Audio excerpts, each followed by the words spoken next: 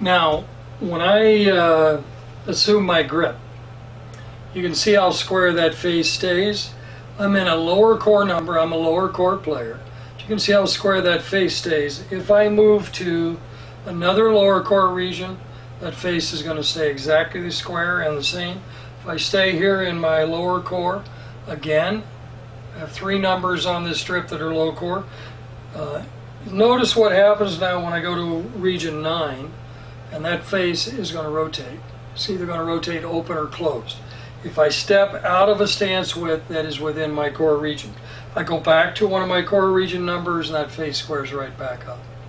Now I want to show you, if you watch the videos, I'm going to shake up the front side of my core.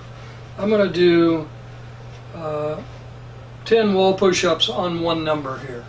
If you'll recall, that's when my hips begin to rotate. And I'll show you that again here in a moment. So if you look at me here, I am absolutely square. No matter what, even if I go to an upper core stance width or a lower core stance width, my hips are staying square.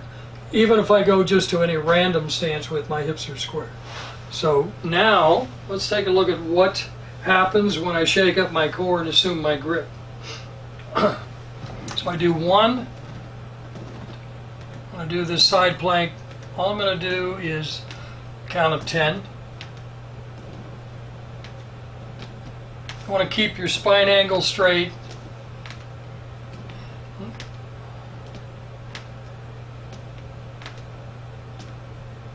Now the first thing you'll notice when I come back down is how low my left shoulder.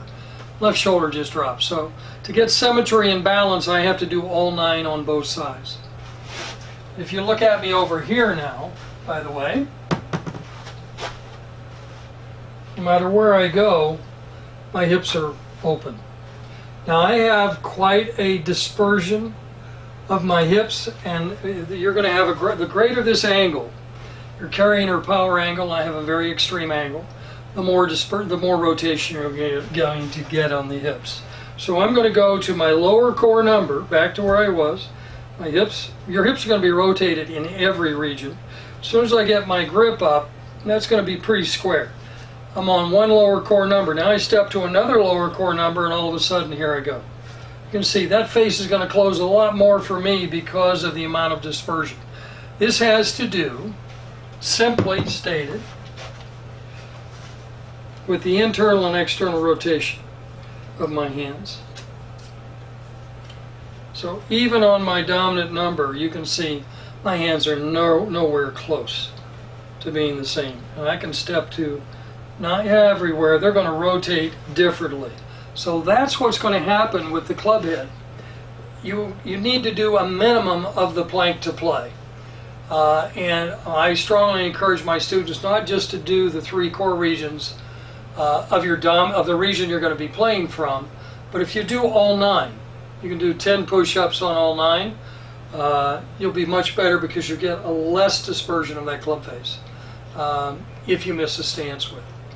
If you only do 3, you're going to have a lot more internal and external rotation. You're going to get a lot more opening and closing of that club face.